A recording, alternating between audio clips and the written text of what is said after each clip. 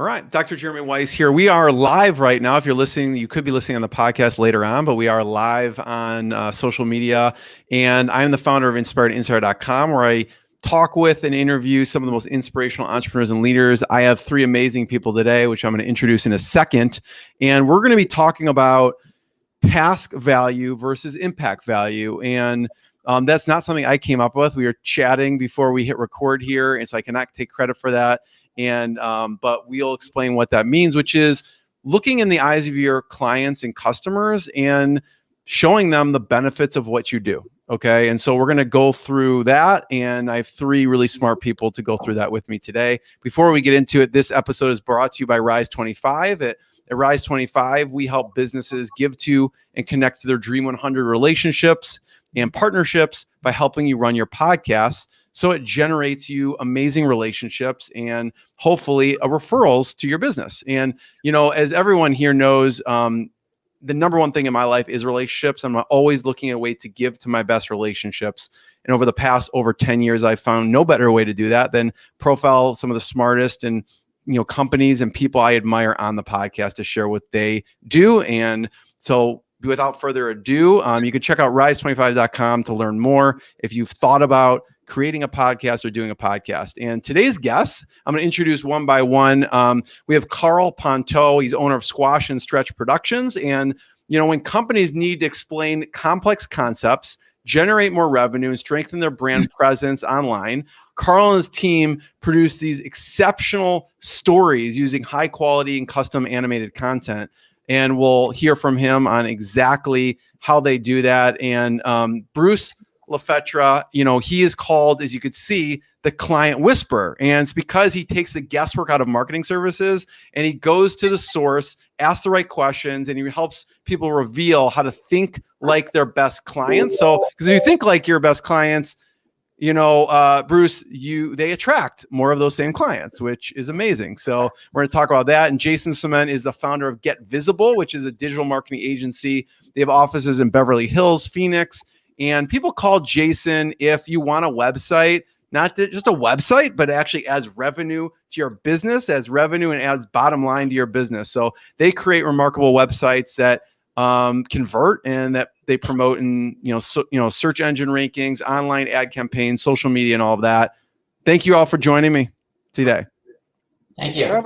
Jason, I kind of want to start with you. I know you're a busy man with a busy schedule, so you may have to pop off early, but you know, we're talking about task value versus impact value, and how do you demonstrate not just the features, not even just the benefits, but you know, the results. And I'm gonna let you just go from there and share your screen. And I think you may, share a little bit about your wisdom with us. Okay, so I'm going to share, I'm giving a presentation later this week, so I'm giving you a sneak preview before anyone else has seen this. And I'm just going to give 3 slides from the presentation. So our agency, we design websites, as you said before, and we get traffic to the websites, which is the majority of the work that we do. And so I want to just focus for today on search engine optimization and explain how we've distilled it down to 3 things. There's content, which is you have to have the keywords in the content. These are all different types of content you can create in the website. You have to do the coding, which in our world we call on page, which is make sure that the website's fast, that it passes Google's speed test and its mobile friendly test. But you also have to make sure that the experience of the website keeps people on there for a longer time and that it's just has good conversion concept. And then the last thing is called connections here, which is another way of saying backlinks and getting websites that people on their websites to post content which has a link back to your website, which could also include social media mentions. So when you talk about when someone says, oh, I have an optimized website, it's not a point in time. It's an ongoing, like turtle versus the hare type of thing. You never win the race, but your goal is to always be ahead in the race. So one other slide I want to show you is the steps behind what we call on-page optimization. I'll get there in a second. I should have had this. Here we go. So this is called technical SEO. These are 12 different things that contribute to rankings. I'm not going to go through all 12. I just wanted to give you an idea that when you talk about optimization, I gave you 3 things: content, connections, and coding. This is what's behind the scene of all of that. So I'm going to explain on one website what we did for a client of ours that produced a significant ranking. And it's something that you can do for your own website, because that's ultimately the idea. Is we want to teach people to do what they can on their own and hire us because they don't have the time or they're lazy. So this is a website that sells sewing machines and sewing machine parts. And it's very sexy industry. Very sexy, right? So what we did was you can see here, this is January 2020 versus January 2021. So we got his keywords just alone on the top 3 positions of Google went from 371 to 703. And then from 1,600 to 2,600. So the amount of keywords, I mean, overall, 14,000 to 24,000. But really, it's just the first page that matters. He went from 2,000 to 3,300. It's over 100% growth in the rankings, which produced 114% growth in traffic, but a 200% growth in sales. So he went from 4,200 transactions to almost 13,000 transactions in 1 year. So what was the cause of doing that? So what we did is what we call aggressive content creation and optimization. So first, we created 4 blogs a month. And what we do is we hire people that are experienced in that industry. We used to have a professional writer on staff to write for a bunch of clients, but it became more efficient to find people that are retired or that are looking for a side hustle of a second job and hire them to write blogs. Then we also created tutorials on how to use the machines, how to put your finger into a thimble and use it so you don't jam a needle into your finger. Just different things that's important. It's very important, right? And then figure out what are the terms. Now, there's 2 types of keyword phrases that you should know about. I'll show you another slide for a second because this came up. There's something called reputational keywords. That's where someone knows the brand and they're just looking to sort of validate your credibility. So if someone would type in something related to Gold Star, they want to be found. But the ones for e-commerce are more often lead-oriented. They don't know your brand, and they want to discover that you want them to discover you online. So, for example, here, this is a company that's a consulting firm. If you type in the name of their firm, they show up here, but they also show up on the right side, which is called your Google My Business listing. But let's assume that you knew the person who was at the company. All of a sudden, you type in her name, the Google My Business listing is not showing up. So this person forgot or didn't know that she could also attach her name to her listing. And so from a reputational standpoint, there's a gap here. But from a That's pretty cool. Yeah, so from a lead standpoint, which is really related to e-commerce, because most people are not checking out the brand, they're really trying to find a product, they just don't know who to buy it from. So here, it's not an e-commerce link, but again, this is the preview of the presentation. Look at all the different types of listings that can come up in terms of content. So someone's looking for a coach in Silicon Valley. They don't know this lady named Christy. Here, a LinkedIn profile comes up. The people also ask, which are questions about executive coaches. Then you have an actual 4 listings, which are actually coaching sites. And then a 5th one is in information like Quora, so which is not a coaching site, but they have content. So if we come back to this Gold Star tool, we created all sorts of different types of content between blogs and tutorials.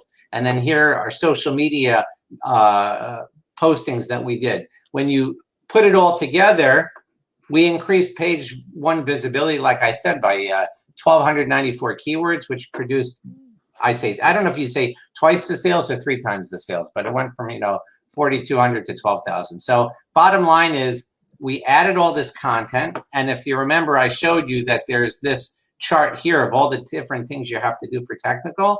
Content is just stage 1. Then you have to do all the other things to optimize that content to make Google really respond to it. So that's sort of the SEO thing in under 5 minutes. No, I like what you said, because really essentially what it is you want to just get as much real estate on the first page of Google as possible. And so I like how you broke down, there's different elements of that. There's paid elements, there's SEO elements, there's even the Google My Business listing elements, which seems like a low-hanging fruit that probably most people are not even doing, and trying to capture as much real estate. And obviously from what you described, there could be areas of real estate of blogs or questions, and there's other for the actual site, which would be on site. So you're basically trying to help people capture as much real estate on that first page as possible. Right? Correct. You actually made a great point, because that is true, that there isn't just the normal ranking that you would think of just a content page. It could be if you rank a content page, well, great. Now you don't have paid, or you don't have some of those other things that you showed that are built out. Right. Now, if we have another minute, I'll share with you one last slide from here, which is sort of relevant. It's not a strategy. This is why do most SEO efforts hit a fault line or a brick wall? So I thought this was more of a discussion point that we may follow at a later time, but your audience may like to see this, because, for example, I'm running a survey on LinkedIn. No clear SEO plan is the clear winner of the reasons why people are not succeeding at SEO. It's not because they're being outspent by competitors. It's not because they have to spend. It's not even because they think they don't have the right content. It's they simply don't have a clear plan to follow. And so that's the biggest suggestion I can give, that is SEO plans are sort of like diets. If you find a plan that makes sense to you and you actually follow it, you're going to see the rankings, unless it's a bad plan. But, we could go down the diet route at some point, but I won't take us off. And Jason, I know you have to hop off, but thanks for hopping in and sharing your expertise. And what I wanted to do is, like I was saying in the beginning, I didn't come up with the task value versus impact value and actually showing the benefits. Bruce, I'd love for you to maybe explain that a little bit further on what that means, and we can talk through it a little bit. Absolutely. So and I work with a lot of professionals, but you can think about this in terms of products as well. Most people think in terms of task-based value, is what I call task-based value, and that's what you do. People say, Jeremy, what do? You do podcasts. I often use the example of a lawyer that drafts a contract. There's no value in the contract, even though they'll talk about how great they are in their experience, but it's a piece of paper. Where the value comes is what the client can do with that contract. They're able to enter some new business. They're able to form a partnership. They're able to, it's a sales contract. They get revenue in more consistently and faster. That's impact on the client. So it's not what you do, it's what the client can do because of what you do. And that's the impact-based value. If you speak in impact-based value as opposed to task-based value, now you're starting to think the way your clients think, because they don't think about what you do. They think about the impact is on their business. Now, most of us, most of the world goes and talks in task-based value, so the client has to translate the impact on their business into what you do. And there's a chance for loss. Why have the chance for loss or misunderstanding? Why not just go straight to where the client is and speak their language? Life is easier. It's better too. I love it. And you had a specific client that was a law firm. Can you tell me a little bit what happened there? Yeah, I was actually thinking about that. I thought when I was thinking about a consulting firm that I like even better for the example. Okay, go ahead. And so in this case, there were 4 principals. This was a very technical engineering consulting firm, and they were taking over from the founder. And they thought, wow, if we're going to be partners, we want to have partner income, not principal income. So they said, we need to grow the firm. But then they said, we all have PhDs. Where do we even start? And they had great relationships with their clients, but they didn't know how to go get more of them. And they had a small firm that they wanted to maintain the culture. They didn't want to just grow wantonly. They wanted to grow with more of the clients that they have, so they could maintain this very high margin, very nice business that they had. They just wanted it to be bigger. So by going out and interviewing their clients, in essence, reverse engineering the best client relationships they have and start asking them, what do you think? Why do people come to you? Let's go talk to the clients. Let's go to the source. And we found their true differentiator, which is that they actually understood how their clients, their work supports their clients' decision process. They do a lot of litigation support. So how does the insurance company think about, do we litigate? Do we settle? Where do we settle? And so what they do is create a big report with lots of science in it. But the impact is the insurance company's assets. They're stewarding the insurance company's assets. Do we settle? Do we litigate? They've done this intuitively. I had no idea what they actually did. By reverse engineering the processes, we brought it to the surface. And so by thinking like their clients, they're now able to see the difference between what they do and the impact that they create for their clients. And by focusing on the impact, they're able to attract more of their best clients. It's a lot of times, Bruce, really hard when you're too close to it to really identify what's unique about you.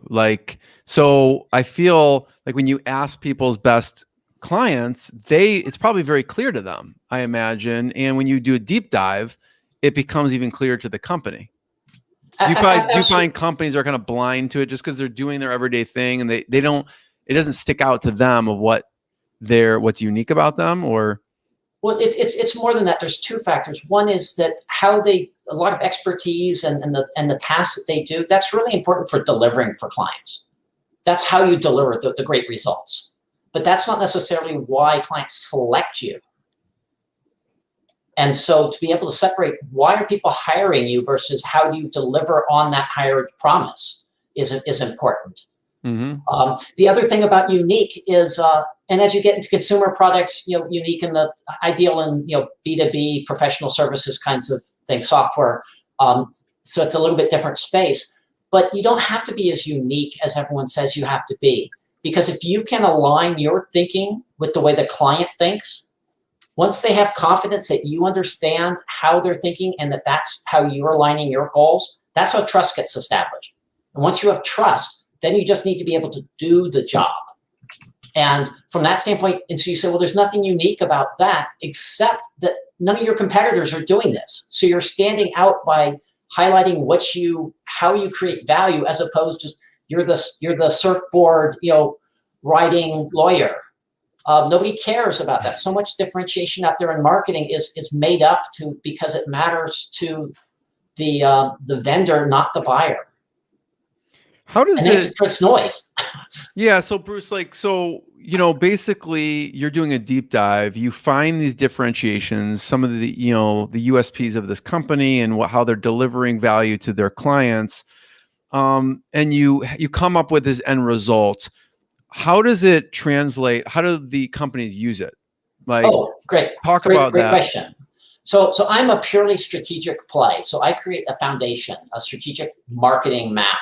And then that creates, think of it as a starting line they get to start the 50-yard line when Jason or Carl or a marketing agency comes in and does their thing, as opposed to trying to guess and figure out what are the things that really drive people to this business. A lot of times, an agency will say, well, we do 10 things for everyone in your industry. You have to do all those 10 things. Well, after my work with them and they're thinking like their clients, they realize that for our clients, there's only 2 of those things. Maybe it's different for other companies. We don't care about other companies, but for us, these 2 are what drive the vast majority of our clients to select us. And so now the tactical, whether it's the website, whether it's animations, whether it's general branding, now is starting at the 50-yard line or further in terms of being able to create impact. So I don't do any of that stuff. I just make it better. Mm-hmm. But you make recommendations on that. Oh, absolutely. Yeah. I'm going to try to work with people that want to make the client successful, as opposed to merely show people how creative they are. What's something? It's great to be creative, but you got to have results at the end of the day. That's why Jason's wonderful, because Jason focuses so much on results.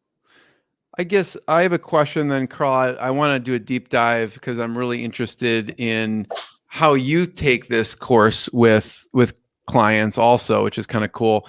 But I know you do a deep dive with clients, right, to come to this. What's one question that people are missing out on? They may not be thinking about or asking their clients to step in the direction of finding out their differentiator and their benefit to their clients.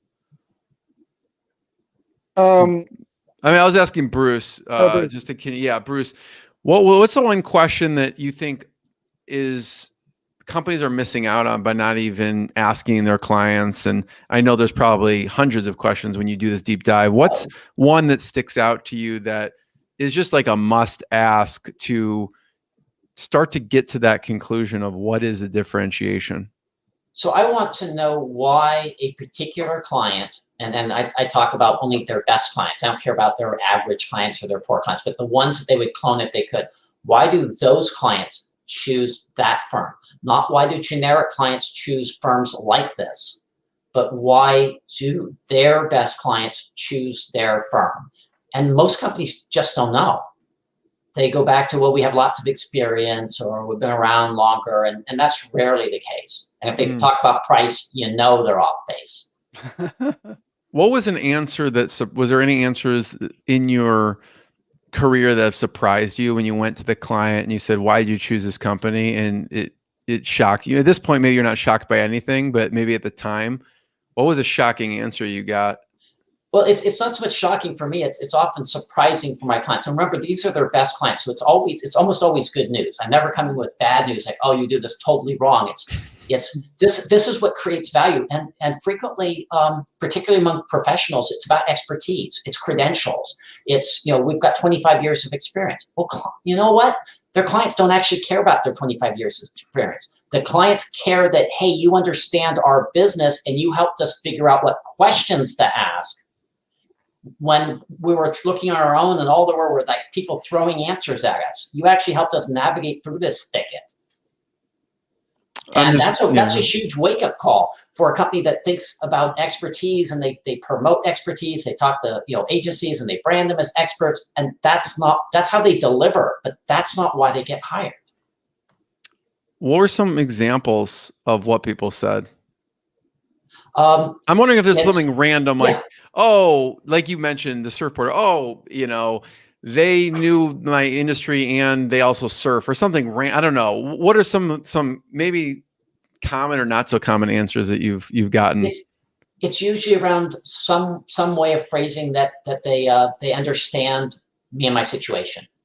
And so the magic words I always tell people to listen for, and Carl said this lots of times, is if a prospect says, "You get me," or words to that effect, you've hit pay dirt, because now you're in a position of trust. They understand that you understand what they're trying to accomplish. And now it's time to, you've demonstrated the trust. Now it's to say, hey, I can actually do this. And it's a short road from there. Whereas a lot of people take that as a buying sign, and then they don't know why they're going to get chosen. So they throw 100 things onto the pile, which overwhelms the prospect, and the buying process slows down or stops or just completely ends. And they wonder, what happened? We were so close. It's like they screwed it up.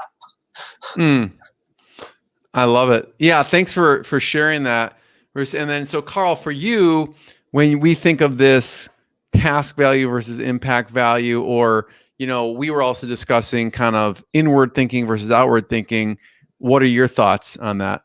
So first of all, we have a new website coming up. It's going to be launching soon, so take this old one down. It pains me to look at it. Just stop sharing, because we're having a whole new thing launching soon. I'm really excited about it. When it comes to when it comes to basically the task value versus impact value, I mean there's actually made an animation at the beginning of this year talking about how people aren't really investing in the animation itself, and not even really in the story the animation is telling.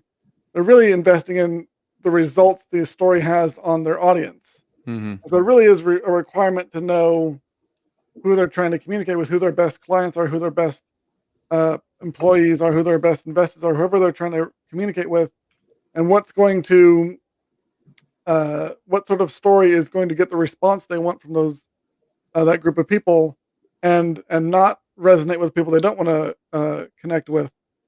And so really, I can't emphasize enough how important it is that companies work with Bruce or someone like Bruce to basically figure that stuff out first, because it really makes everything else a lot easier. And when we're working with clients, what we often start with asking you first is, okay, what are you trying to accomplish? Who are you trying to reach?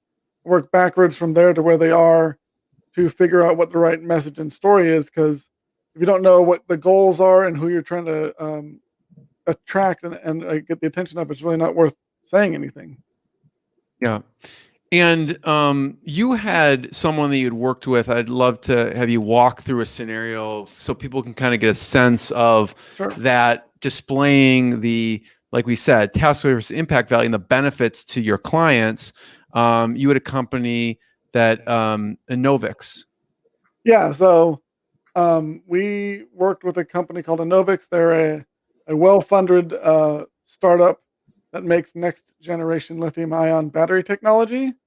And they were spending like 45 minutes of an hour-long meeting trying to explain to other battery engineers that they had solved this problem with using a material called silicon anode, which, while it's great for batteries, normally the problem is that as batteries expand and contract, the material separates, and so you only get like 10 charges before the battery's dead. Which is That's a not big good. pain point. Like Yeah, and people, so their battery life on anything, people are like, yeah, yeah, like I just want it to so be longer. yeah, so Anovix, Probably if what they did Bruce, is, if you interviewed Apple, they'd be like, yeah, how do we improve the iPhone? Oh, battery life. No. yeah, so but what Anovix did is they changed the internal structure of the battery so they can use this material. And so by solving that problem, their batteries produce almost twice as much energy and last 30% longer, and can use pretty much the same production process as existing batteries with a few drop-in changes. And so we created this animation that explained it really concisely in like 2 minutes, and we helped them revise their script because they had like the most important information kind of buried halfway through, and no one's going to watch halfway through the animation to get to what they really care about. So we put the most important things right at the beginning, and they loved it. And like 2 weeks after adding it to the homepage of their website, they announced they were acquiring a publicly traded company, and the valuation after the merger is supposed to be like 1.13 billion. And so we're really excited to work with them some more after a big event they have coming up this month, I think. And just telling the right story to the right audience can really have that huge impact on the business. Whereas the animation itself is not that important, but it's the response and the results the animation generates that they're really is going to help them propel their business forward. Yeah. I think anyone thinking about it, Carl, like, well, one, how can you find a more elegant way to actually display the benefits and what you do, and also saving time, like Oh yeah, going from 45 minutes to 2 minutes, and they don't even need to take the 2 minutes because it's in a video form, Yep. animation format. So it's not just a more elegant way of doing it, but it also is a better way, because even if there's a 2 minute animation, it doesn't explain, like, get to what the source of the pain and the benefit is. It doesn't even matter, right? So you really need to pluck out that gem. Like you said, it's buried in the middle. You need to have someone to pluck out what that gem is and then just shine it up and show it to people, I guess, right?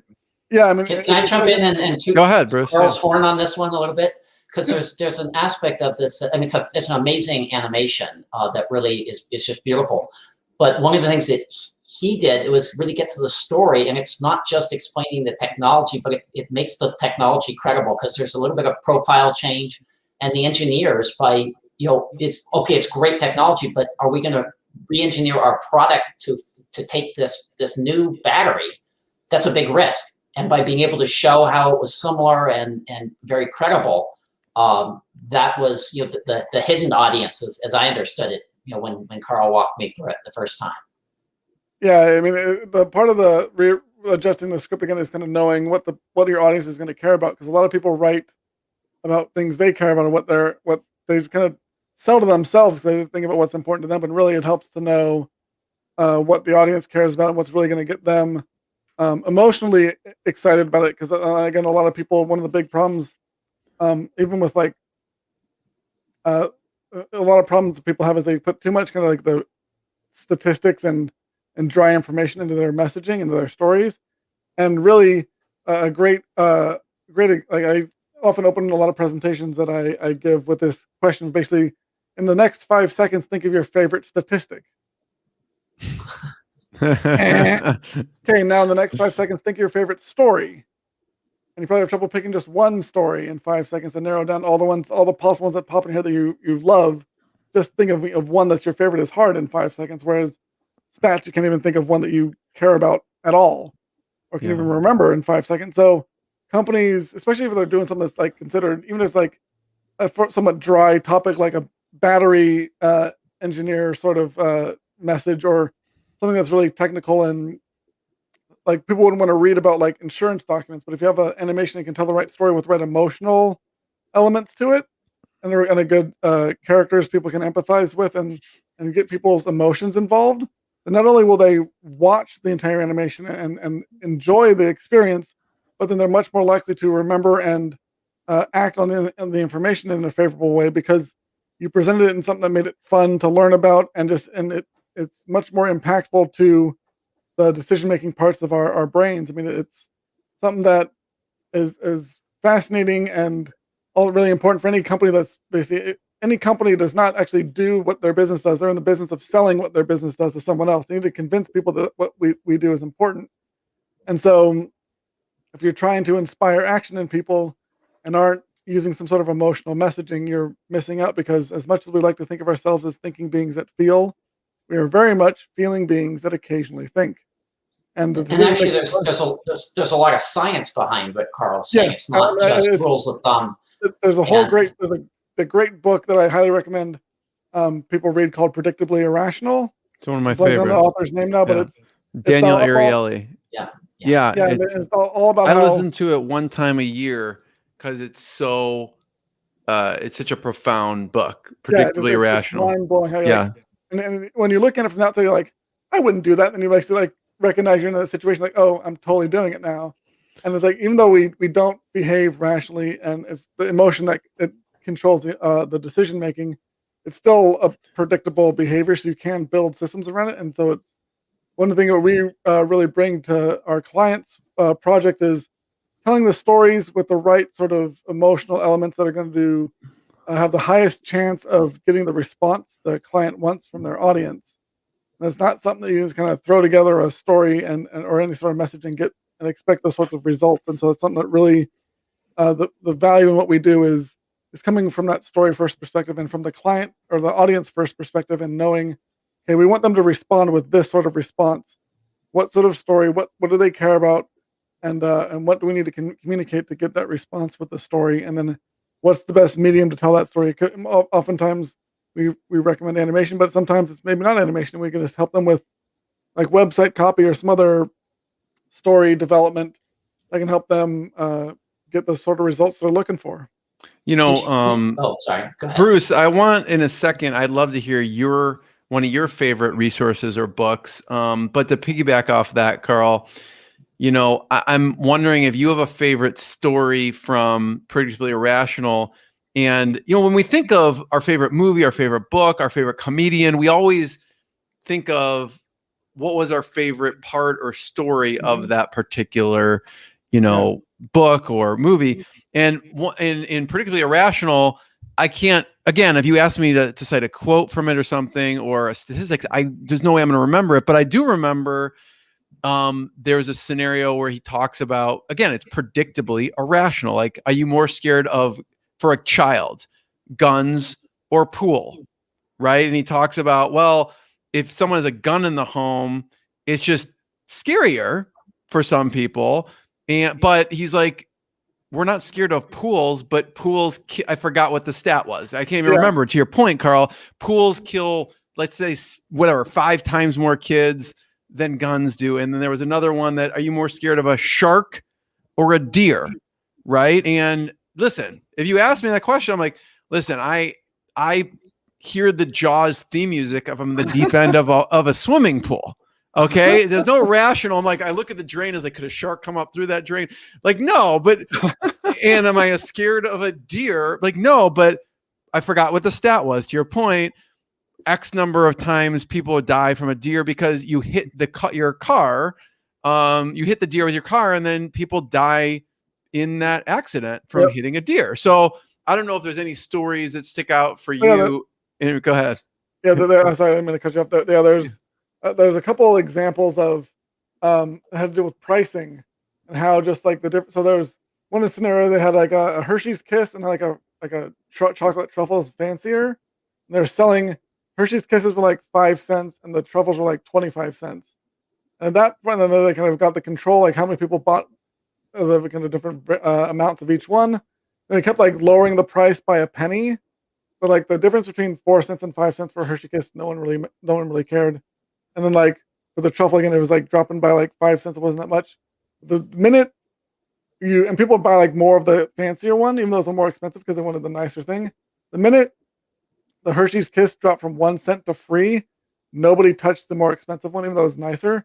Free, just the way our brains work, free makes people's like they get super excited for it, and so like they were willing to forego like the quality. Amazing deal. Like Yeah. the truffle could go from $1 to 25 cents, and you're saying, well, now the truffle's 5 cents, and people still didn't buy it. Yeah, even though it was a great deal on the truffle, no one paid attention because the other one was free. And like a similar way of the way that free impacts behavior, and it look at all has to do with like the how money impacts our decision making. Is there are two examples. One was, say you're in like your car has a flat tire in your garage, so you're basically in the front yard of your house trying to fix a flat tire.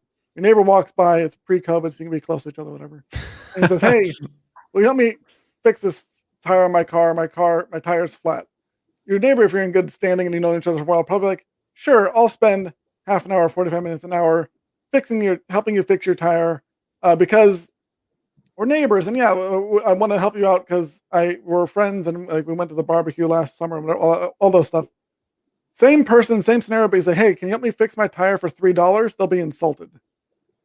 Logically, you're now giving them $3 more for something they're going to do for free, but because there's money involved. They're now thinking about their time as in like a monetary sense, and then suddenly they're now insulted because you seem like you're not valuing their time enough, even though logically they would have done it for free.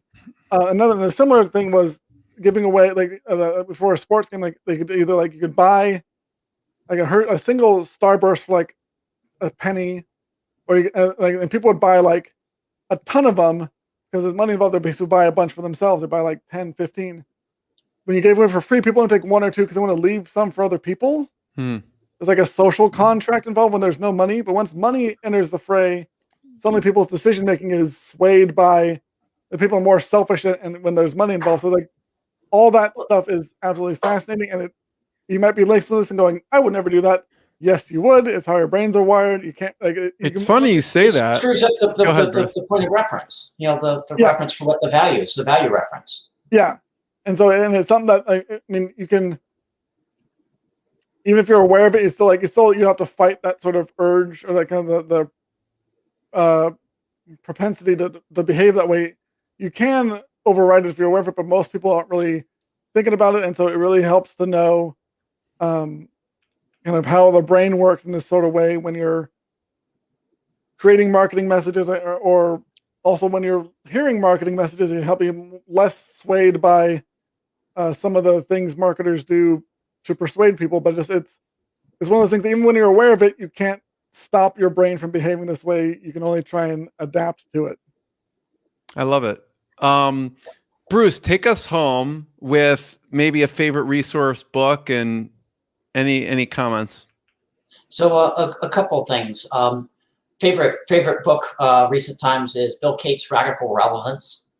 What is it called? And Radical Relevance. And okay. So the point is that if you are extremely relevant to your clients, everything's easier. And it's very much along the lines of thinking like your best clients. If you think like your clients, you're going to talk about what's important to them. You're going to see things the way they see it. You're going to express things the way they do. They're going to see you as relevant. So at the beginning of the pandemic, people talked about, how do I get heard above the noise? Everyone's business is down there shouting louder. It's like you can't scream above the crowd. What you want to be is relevant. And if you are relevant, people will seek you out. Another stat from the storytelling from a couple minutes ago with Carl about how important stories are. I heard the presentation. I don't know the original source, but it makes sense. Is that they did a study, and stories alone and stories plus data, stories outperformed the stories plus data. That's how powerful they are. And so if you can think like your clients, you're going to be telling stories that are relevant to them, and those are going to be extremely powerful. And your competitors are going to be talking about just statistics or money. And that's even worse. That's how you can have a lawyer that people complain about the hourly rate or how much of animation costs. Carl, your animation, that's expensive. If you tie it to, we're going to help your engineers so that their customers understand this technology is viable. the company now becomes worth more. Whatever they spent on Carl's is, animation is trivial. Yeah. And if they think about it in those terms, the dollars, the same dollars are there, but they're viewed entirely differently. And that's when I talk about, having clients that will pay you more with a bigger smile on their face, because it is worth more to them. They're seeing the right value proxy. Awesome. Thank you both. I want to point people towards your websites. And I know for Bruce, people can go to eastwoodsa.com. No, Eastwood SA, Eastwood Strategy Advisors. Eastwoodsa.com. Is that the best place, or are there any other places online? Best place. Okay. Yeah, LinkedIn, any place. Eastwoodsa.com. And Carl, for you, is it KPONTAU.com? It'll be squashandstretch.net. That still works now, but it redirects to the old site. But got the new site launching in the next couple of days, so I'm really excited to have that going. And the squashandstretch.net will be the domain name. Squashandstretch.net. Check it out. And for more episodes of the podcast, you can check out inspiredinsider.com and check out some of the episodes. Actually, a couple weeks ago, we did 5 types of content you should be creating now. And I just want to thank you both for joining me. Thanks everyone.